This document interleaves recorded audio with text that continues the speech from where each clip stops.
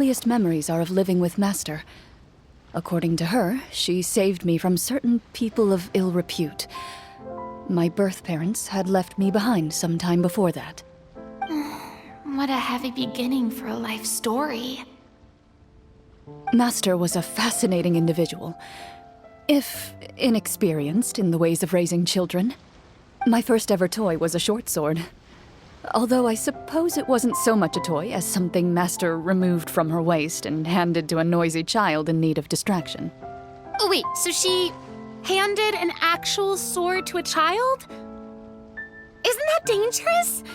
Did you hurt yourself? Of course I did.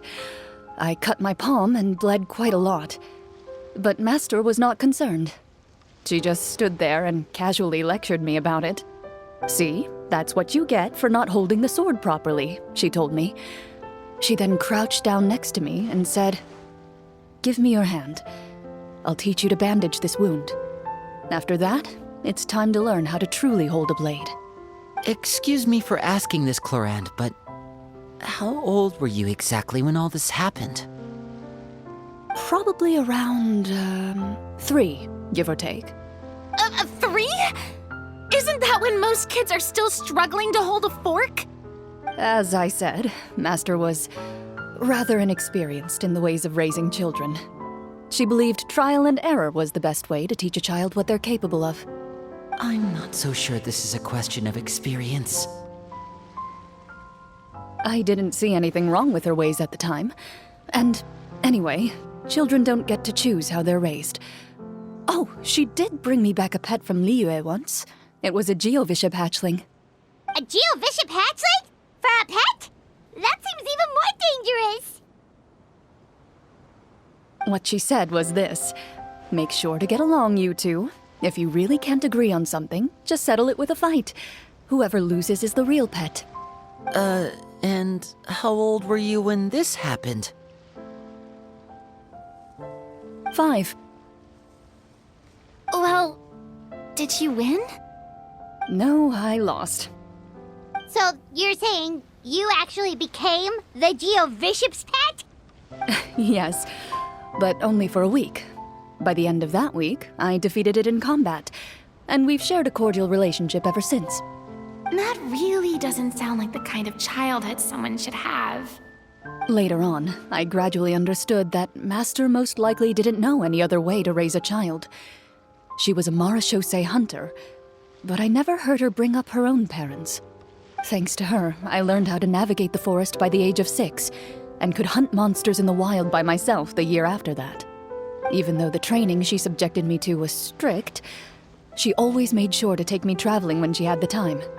We met many of her friends during those days. That was also how I met Mr. Callis and his family. I still remember the first time we met.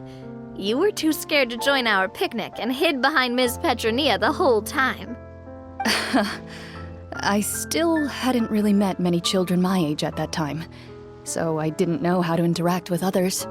After that, though, you started coming over a lot. You loved challenging people to shooting competitions, remember? I don't think many members of the Spina ever beat you in one of those. I had a lot of fun during those days. I enjoyed them too. Oh, do you remember that one time we went exploring around the Spina together? We overheard Papa call your master Fontaine's Protector of Justice. We tried to pretend like we never heard anything, but you nearly let it slip that one time.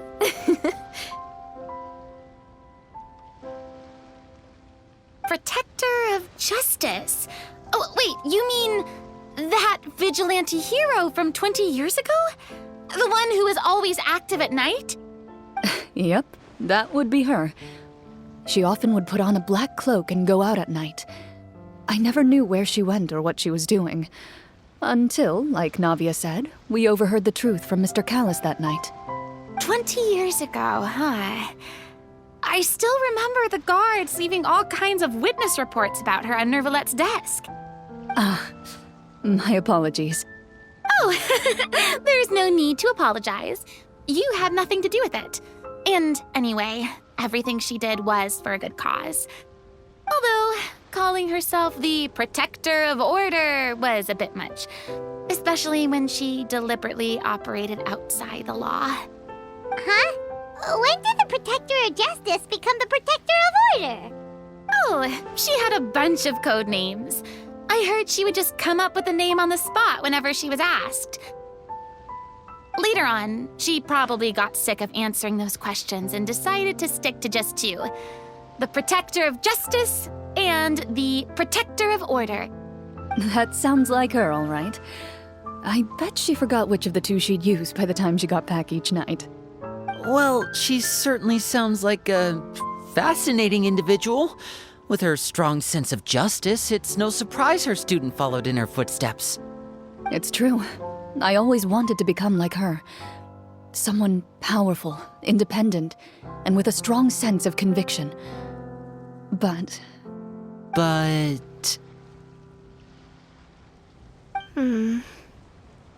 she suddenly disappeared the night I turned 10 years old.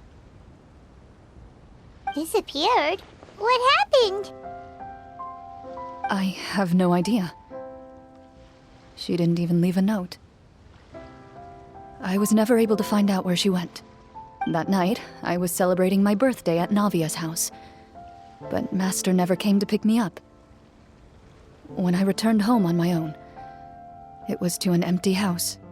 When she still didn't appear after a few days, I went to Mr. Callus's house to ask about her whereabouts, but he only shook his head. Papa probably didn't know either. I know he sent a few people to investigate the matter in secret, but they never found any credible leads. Don't worry, I understand. To be perfectly honest, given Master's personality and way of doing things, it all made a lot of sense. If I had to guess, I'd say she probably used it as an opportunity to force me to become independent. Just like how, when a litter of kittens reaches a certain age, the mother willingly leaves them behind. Were you upset, Clorinde?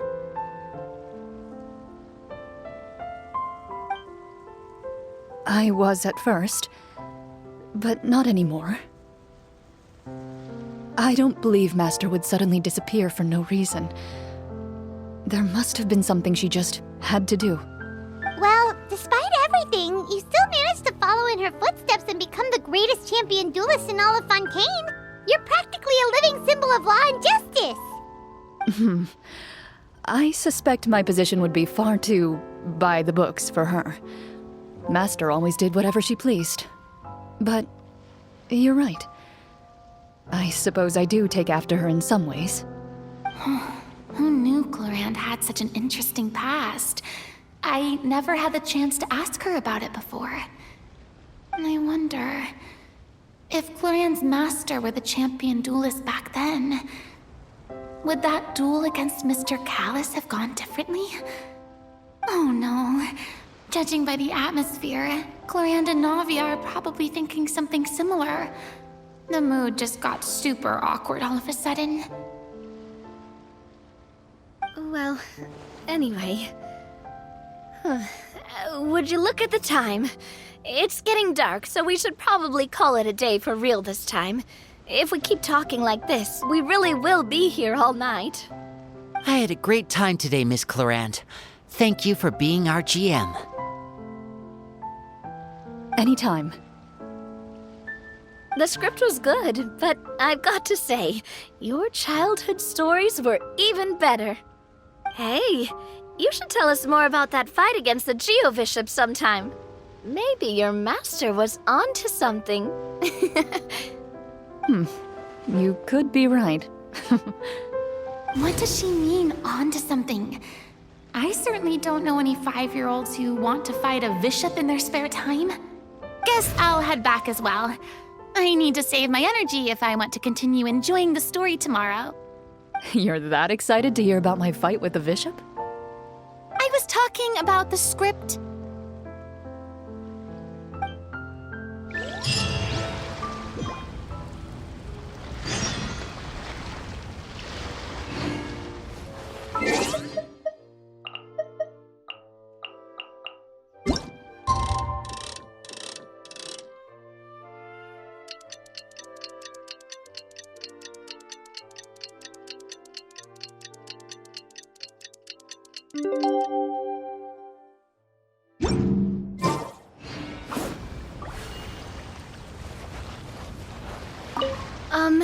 Just between the two of us, could you tell me what it was like to be the GeoBishop's pet?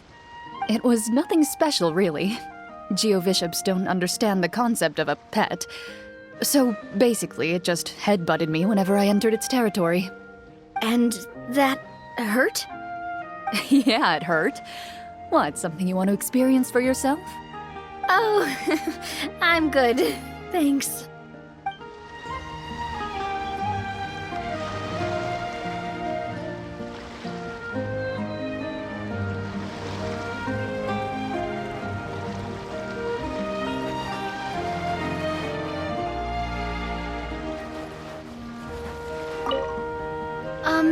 It was nothing And that... Yeah, it hurt. What, something you want to experience for yourself? Oh, I'm good. Thanks.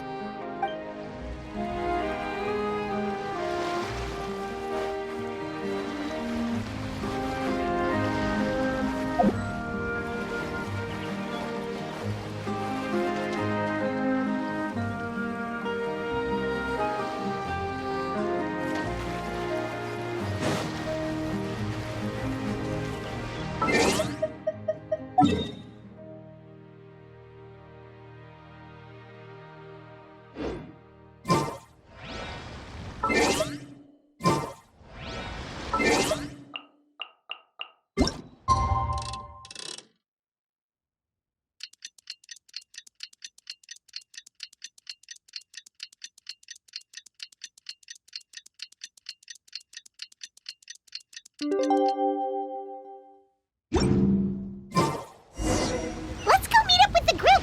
Paimon's really looking forward to today's story.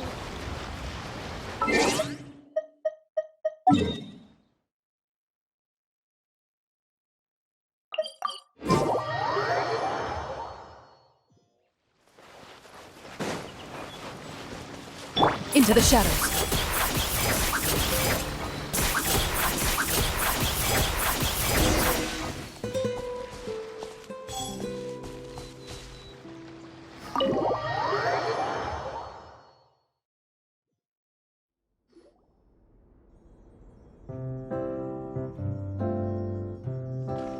Looks like everyone's here. Now, before we begin, why don't we finish where we left off yesterday? There was an important decision to be made, yes? I'll pour everyone a cup of tea. Is that really the most important part, though, Clorinde? Paimon's more concerned about our current surroundings. Heavy walls, cold railings, dim lights. This is obviously supposed to be a prison.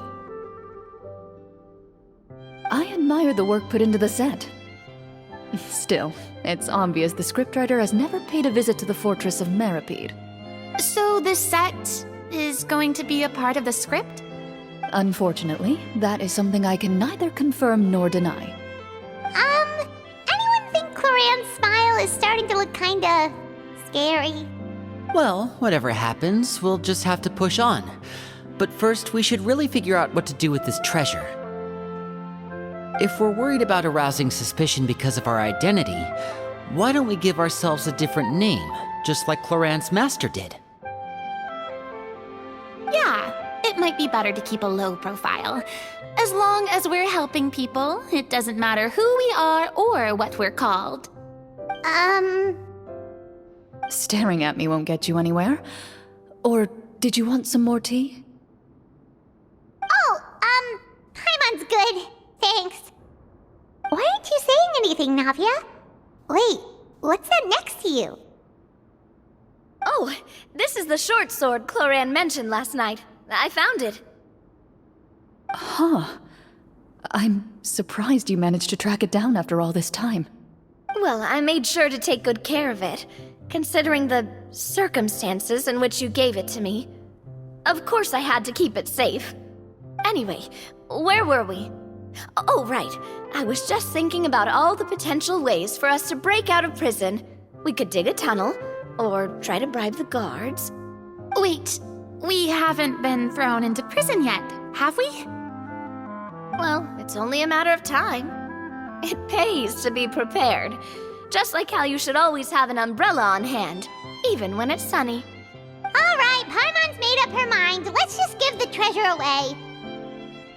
Paimon may have wanted to keep it, but if it's going to land us in prison somehow, Paimon will be too upset to enjoy her snacks. So, you've reached an agreement? All right then, we can continue with the story. Oh, and we'll collect all the scattered pieces of treasure on the ground as well. All right. You collect the treasure and make your way back to the capital with your bag of loot in hand.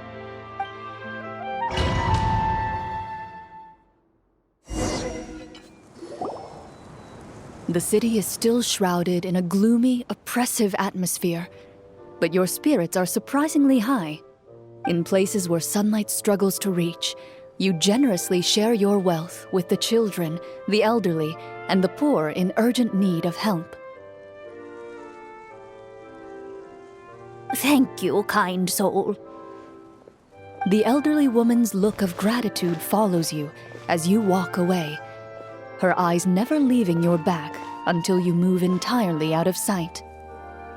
However, there's still quite a bit of Mora remaining. It appears you haven't made much progress. She's probably trying to tell us to speed this up. We need to hurry up so we can address the sorcerer problem. Should we go find that man again at the square? He seemed like a pretty responsible guy. I'm sure he knows the people here far better than us. Oh, good idea! Just as you start to make way to the square, intent on finding the man again, there's a voice.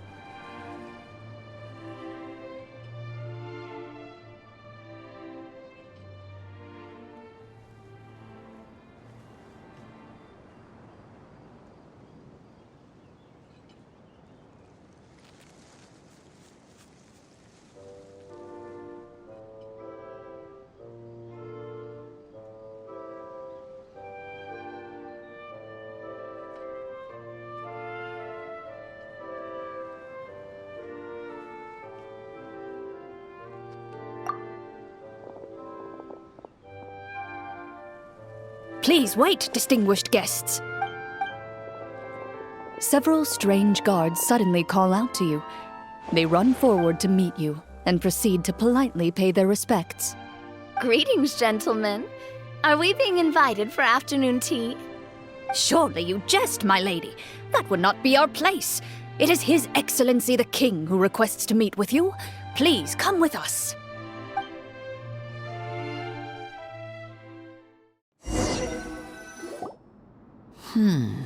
Do you think this could be a trap? Well, we have to investigate the court at some point, right? Meeting the king himself would be a fantastic opportunity to do that. I say we go for it. If something happens, we'll just turn the whole place upside down. That sounds a little intense. After a quick discussion, you nod to the guards and agree to follow. They lead you all the way to the audience hall of the palace. Gilded tables line both sides of the hall. The space itself is adorned with all manner of expensive antiques, glass shelves, and silver candlesticks. The items appear quite ordinary in size and dimension, yet their presence somehow makes the emptiness of the hall feel even more surreal and ominous. Wow, it's so luxurious! The elderly king, clad in a magnificent robe, sits upon the deep crimson throne before you. He wears above his head a majestic crown, with a gemstone the size of a bird's egg set right at the very front. As you observe it, you see a complex pattern of light reflect off its surface. They're here, Your Majesty. A man dressed in dark clothes, likely a minister, shields his mouth with his hands, and bends down to whisper a few words to the king. After a moment, he lowers his hands and stands back up. His gaze shifts to fixate on your group, but he does not move from his place at the king's side. The king does not appear entirely aware of his surroundings. The man by his side, though. We should keep a close eye on him. The king remains still and says nothing. The minister is the one who speaks. Esteemed guests, allow me to thank you for coming to our faraway kingdom. Unfortunately, His Majesty the King finds himself quite exhausted from work. So please allow me, his Prime Minister, to welcome you in his stead. I've heard tell that your group, the Marechaussee Hunters, used your exceptional ability with the sword to repel the monsters near the capital. Such a great deed deserves to be rewarded. However, seeing that I was not fortunate enough to observe such a feat with my own eyes, you'll forgive me for seeking to verify the truth by speaking to you myself. Well, we've got nothing to hide. You brought us here to talk, right? So we'll just explain what happened.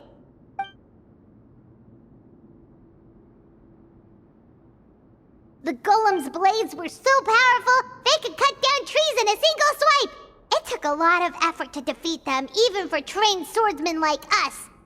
Well, that was enough details, right? Believe us now? Your account does indeed match those of the survivors. Since you were the ones who defeated the monsters, that must mean you are also in possession of the treasure they stole?